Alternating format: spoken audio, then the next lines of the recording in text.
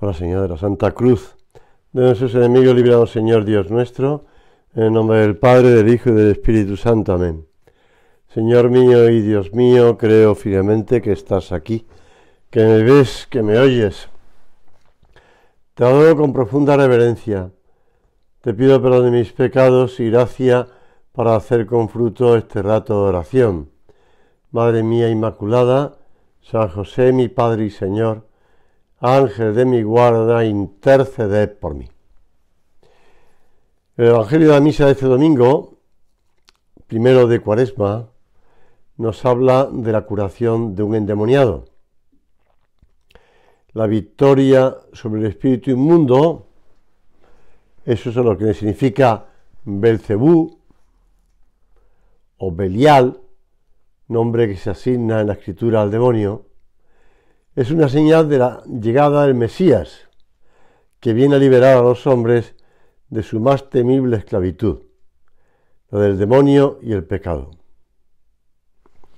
Este hombre atormentado de Cafarnaún decía a gritos: ¿qué hay entre nosotros y tú, Jesús Nazareno? ¿Has venido a perdernos? Sé quién eres, el Santo de Dios. Y Jesús le mandó con imperio: calla y sal de él. Y se quedaron todos estupefactos.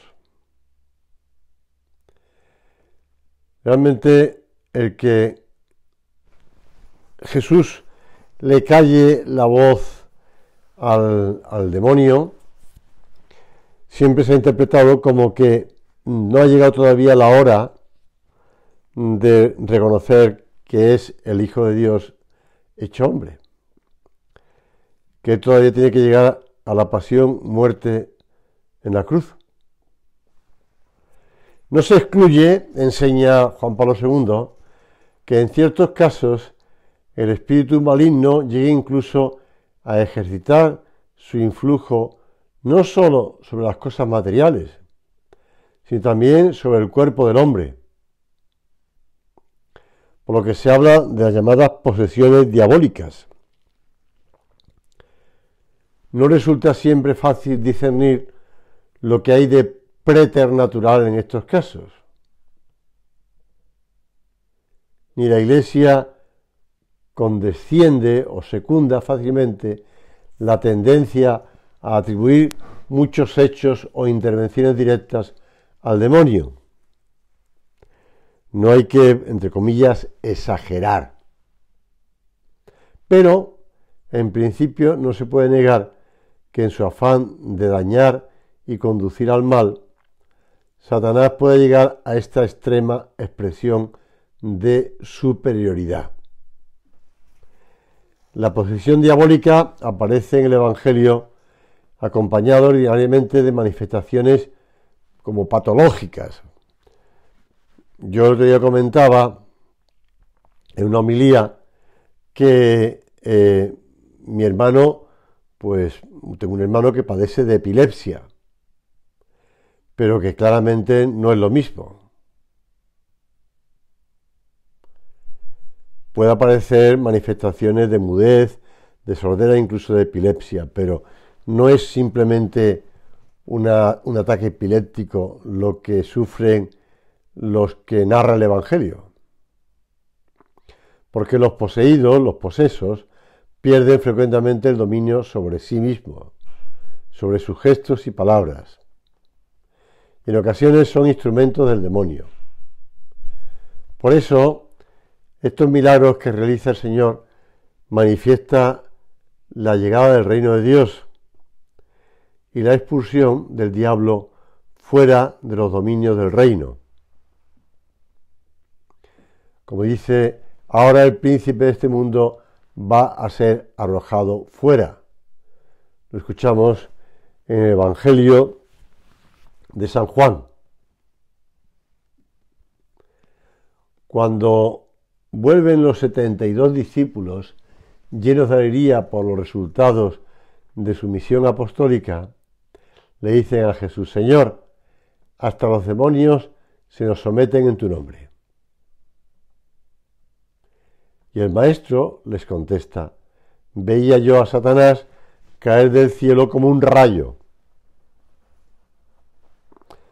Son palabras muy claras, ¿verdad? De que ahí está presente el demonio y el Señor les habla del demonio, claro está. No les habla simplemente de un ataque epiléptico. Y no les habla de una, bueno, pues, no sé, una mudez o una sordera producto no sé, pues de una vacuna mal recibida, digamos, lo que se me ha ocurrido ahora, a la cabeza. Desde la llegada de Cristo, el demonio, se ve en el Evangelio, se bate en retirada.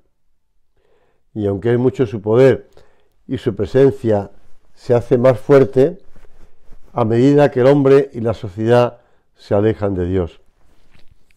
Comentaba hoy, bueno, estaba con un grupo de profesores, que mi estancia en México, en ciertos momentos, pues se veía la presencia del demonio, sobre todo en esos lugares donde pues está, por decir de modo muy metido el mal, ¿no?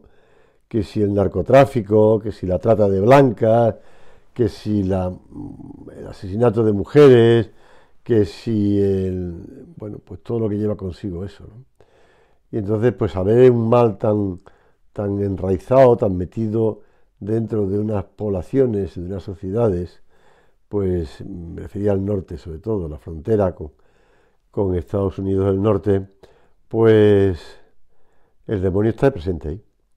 El demonio está presente. Y mediante el pecado mortal muchos hombres quedan sujetos a la esclavitud del demonio. Se alejan del reino de Dios para penetrar en el reino de las tinieblas, del mal. En un grado u otro se convierten en instrumentos del mal en el mundo y quedan sometidos a la peor de las esclavitudes. En verdad os digo, todo el que comete pecado, esclavo es del pecado. El Señor lo dice con mucha claridad, ¿verdad? Y el dominio del diablo puede adoptar otra forma de apariencia más normal, menos llamativa, pero que está claramente reflejado en esas palabras de Cristo, ¿no? Esclavo del pecado. Esclavo del pecado. La esclavitud del pecado, eso que quieren ser libres y dejarse llevar por lo que les apetezca, por lo que les guste, por su capricho, pues terminan esclavos del pecado. Tú y yo tenemos que permanecer vigilantes para discernir y rechazar las insidias del tentador, que no se concede pausa en su afán de dañarnos, ya que tras el pecado original hemos quedado sujetos a las pasiones y expuestos al asalto de la concupiscencia y del demonio. Fuimos vendidos como esclavos al pecado. Es una palabra fuerte, pero que está recogiendo un texto de San Pablo en la carta a los romanos. Toda la vida humana, individual y colectiva, se presenta como lucha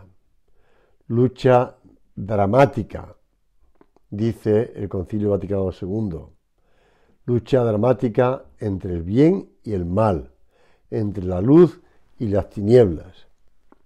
Es más, el hombre se siente incapaz de someter con eficacia por sí solo los ataques del mal, hasta el punto de sentirse como arrojado entre cadenas. Por eso hemos de dar todo su sentido a las últimas de las peticiones de Cristo que nos enseñó el Padre Nuestro. Líbranos del mal, manteniendo a raya la concupiscencia y combatiendo con la ayuda de Dios la influencia del demonio siempre al acecho que inclina al pecado. No estamos exagerando, ¿verdad? Somos conscientes, y además en esta sociedad tan, por una parte materialista, pero por otra parte tan hedonista. Mira que San José María hablaba de esas manchas, hablaba de esa mancha roja del comunismo, que se sigue extendiendo también en algunos sitios, ¿eh? No pensemos que el comunismo ya se acabó con la caída de la URSS. Se sigue extendiendo. Le pueden llamar como quieras, pero sigue siendo comunismo, marxismo, vamos a decirlo así. Pero también hablaba de la mancha verde, esa mancha verde de podredumbre, de sensualidad. Hemos de pedir al Señor, líbranos del mal. Además del hecho histórico concreto que nos muestra el Evangelio de hoy, con la luz de la fe podemos ver en este poseso a todo pecador que quiere convertirse a Dios, librándose de Satanás y del pecado. Pues Jesús no ha venido a librarnos de los pueblos dominadores, sino del demonio, no de la esclavitud del cuerpo, sino de la malicia del alma, dice San Agustín. Mira que San Agustín sabía de las dificultades que tuvo que él para vencer. Por eso, líbranos, Señor, del mal, del maligno. No nos dejes caer en la tentación. Haz por tu infinita misericordia que decía que no cedamos ante la infidelidad a la cual nos seduce aquel que ha sido infiel desde el comienzo, dice San Juan Pablo II. Que reconozcamos la grandeza de lo que eres Hijo de Dios. Y la experiencia de la ofensa a Dios es una realidad. Con facilidad el cristiano descubre esa huella profunda del mal y ve un mundo esclavizado por el pecado. La Iglesia nos enseña que existen pecados mortales por naturaleza. El otro día estaban los niños de primera comunión repasando lo que hace que un pecado sea pecado mortal, ¿verdad? Que existen pecados mortales personales, ¿eh? No caigamos solamente en los pecados, pues no sé, de una sociedad o pues no, pecados mortales personales que causan la muerte espiritual, la pérdida de la vida de la gracia, de la vida sobrenatural. Y otros son pecados veniales, los cuales, aunque no se oponen radicalmente a Dios, obstaculizan el ejercicio de las virtudes sobrenaturales y disponen para caer en pecados graves. Como le oí repetir al beato Álvaro del Portillo, hemos de huir de los pecados mortales, claro está, que son la causa de la pasión de Cristo, de la muerte del Señor en la cruz. Pero no podemos dejar que los pecados veniales entren en nuestra vida total, no le damos importancia porque no es un pecado mortal, porque no nos apartan de Dios gravemente. Pero decía el beato Álvaro del Portillo, pero son esas espinas que clavamos en la cabeza de Cristo, esas espinas de la corona, que no le matan evidentemente, pero sí que le hacen daño. Señor, ¿cuántas veces nos hemos dejado llevar por pequeñas cosas, verdad? Pero que te ofenden a ti. Aprovechamos este rato de oración para pedirte perdón de verdad, de corazón. San Pablo nos recuerda que fuimos rescatados a un precio muy grande y nos exhorta con firmeza a no volver de nuevo a la esclavitud. Hemos de ser sinceros con nosotros mismos para evitar reincidir, para evitar caer. Ya sé que la debilidad de la carne, eso está claro, pero para evitar caer, para evitar reincidir, avivando en nuestras almas el afán de santidad. Repetía San José María, el primer requisito para desterrar ese mal es procurar conducirse con la disposición clara, habitual y actual de aversión al pecado. Reciamente, con sinceridad, añadía, hemos de sentir en el corazón y en la cabeza horror al pecado grave.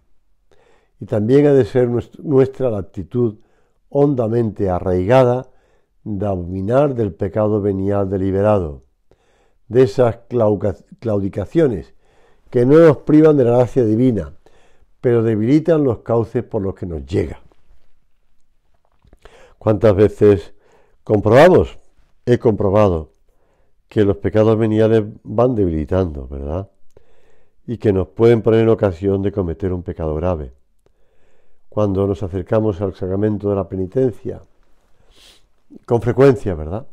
Pues notamos que esa frecuencia no es lo regular que era y que estamos como más predispuestos a la tentación o al pecado venial. El pecado mortal es la peor desgracia que le puede suceder a un hijo de Dios. Cuando éste se mueve por el amor, todo sirve a la gloria de Dios y para servicio de sus hermanos los hombres.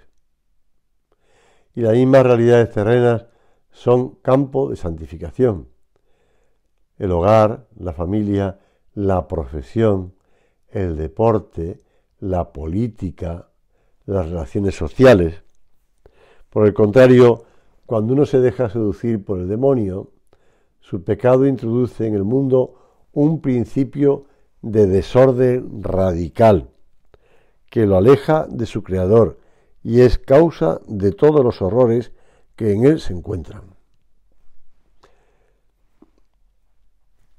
Contemplamos cómo junto a la soberbia está la malicia del egoísmo, del engaño, de la mentira, y después ya viene también la avaricia, la sensualidad, la pereza. Todo va unido. Pidamos al Señor esa pureza de conciencia que nos lleve a no cohonestar, a no acostumbrarnos, a abominar de toda ofensa a Dios. Hemos de hacer nuestro aquel lamento de fuerte sentido de desagravio del profeta Jeremías. Pasmaos, cielos, dice el profeta, de esto, y horrorizaos sobremanera, dice Yahvé. Un doble crimen ha cometido mi pueblo. Dejarme a mí, fuente de agua viva, para excavarse cisternas agrietadas, incapaces de retener el agua. Aquí reside la maldad del pecado, en que los hombres, habiendo conocido a Dios, habiendo conocido la realidad de ese Dios que es inmensamente bueno, inmensamente misericordioso, como dice San Pablo, habiendo conocido a Dios, no lo glorificaron como a Dios, sino que se envanecieron con sus razonamientos y quedó su insensato corazón lleno de tinieblas, dando culto y sirviendo a las criaturas en lugar de adorar al Creador. Y la enumeración de pecados que hace San Pablo en la carta a los romanos, que no he dicho, pero que podemos ir viendo cómo los hombres y mujeres de hoy día no solamente lo excusan bajo la apariencia de libertad, de igualdad, sino que además cometen todo tipo de atropellos, intentando enseñarnos a los hijos de Dios que ese es el camino de la verdad, cuando es el camino de la mentira, que ese es el camino de la naturalidad, cuando es el camino de la falta de naturalidad, o si quieres, de la irracionalidad. El pecado, un solo pecado, ejerce de una forma a veces oculta y otras visible y palpable una misteriosa influencia sobre la familia, sobre los amigos, sobre la Iglesia y sobre la entera humanidad. Porque si un sarmiento enferma, todo el organismo se resiente. Si un sarmiento queda estéril, la vida no produce ya el fruto que de ella se esperaba. Es más, otros sarmientos pueden también enfermar y morir. Renovemos hoy, ahora, el firme propósito de alejarnos de todo aquello, espectáculos, lecturas inconvenientes, ambientes donde desentona la presencia de un hombre, de una mujer que siga a Cristo, que pueda ser ocasión de ofender a Dios. Pero llamemos mucho el sacramento de la penitencia y enseñemos a amarlo con una profunda catequesis sobre este sacramento y meditemos con frecuencia la pasión del Señor para entender más la malicia del pecado. Pidamos al Señor que sea una realidad en nuestras vidas esa sentencia popular llena de sentido: antes morir que pecar. Puede parecer algo decimonónico, algo anticuado, pero bueno, cuando celebras la memoria de un mártir, de una mártir, compruebas que esa mujer, que ese hombre dieron su vida por no pecar, por vivir la vida de un hijo de Dios. Y eso le llevó al martirio, pues bueno, lo sufrieron. Desde luego, si la doctrina de fe, si la doctrina moral no está clara, si es nebulosa, si es algo que está, digamos, difuminada, entre nubes, y no queda muy claro qué es lo que está bien y lo que está mal, cuál es la doctrina de Cristo y cuál no es la doctrina de Cristo, pues entonces no merece la pena dar la vida. Pero si está clara, pues no intentemos nosotros como difuminarla. Si nos percatamos lo que supone el pecado y nunca penetraremos bastante en la realidad de ese misterio de iniquidad que es el pecado, de la malicia, de la ofensa a Dios, si nos percatamos nunca plantearemos la lucha en la frontera entre lo grave y lo leve, pues el pecado mayor está en despreciar la pelea en esas escaramuzas que calan poco a poco, decía San José María, que calan poco a poco en el alma hasta volverla blanda, quebradiza e indiferente, insensible a las voces de Dios. Consideraba que ese misterio de iniquidad, Dios mío, si tú has dado la vida por un pecado mortal, ¿no?, por nosotros, ¿cómo tenemos que rechazarlo, verdad? Y los pecados veniales que realizan este funesto efecto en las almas que no luchan con firmeza para evitarlo y constituyen un excelente aliado del demonio empeñado en dañar, porque tiene además por dónde agarrarnos, porque debilitan, porque hacen más difícil el ejercicio de las virtudes y apenas se oyen las insinuaciones del Espíritu Santo.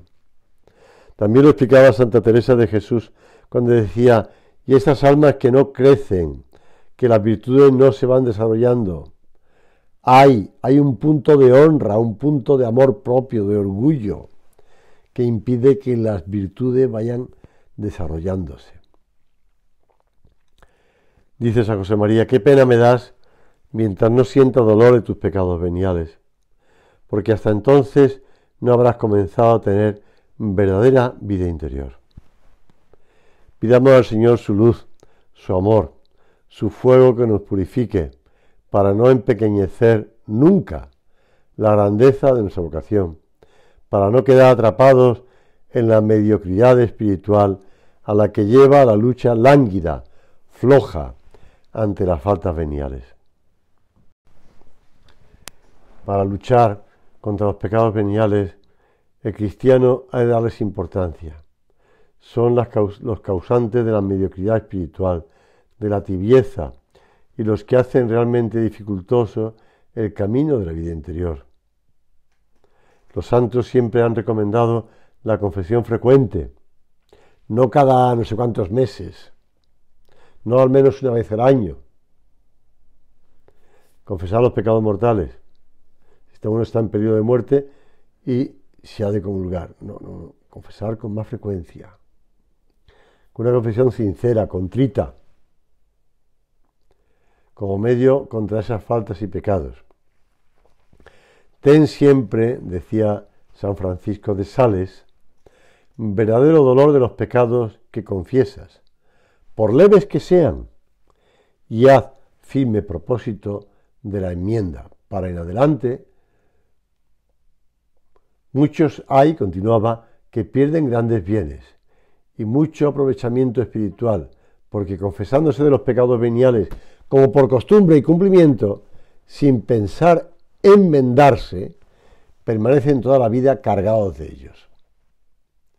Ya sé que son palabras muy claras, ¿verdad? Pero bueno, para eso está, para que San Francisco de Sales, al que yo le tengo gran admiración, porque contrarrestó la labor de Calvino,